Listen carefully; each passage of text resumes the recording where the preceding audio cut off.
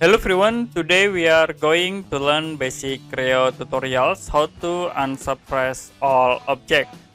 We have this example assembly objects, and if you want to suppress all objects, you can select the object and then click on operation drop down menu, go to suppress, and in here you can click on suppress icon.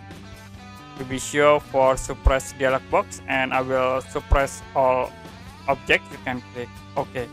So to be automatically suppress or hide all objects in your drawing area. Now, how to unsuppress? You can click against operation in here, drop down menu, and then we can click resume. You can use resume all option. So to be automatically unsuppress all objects.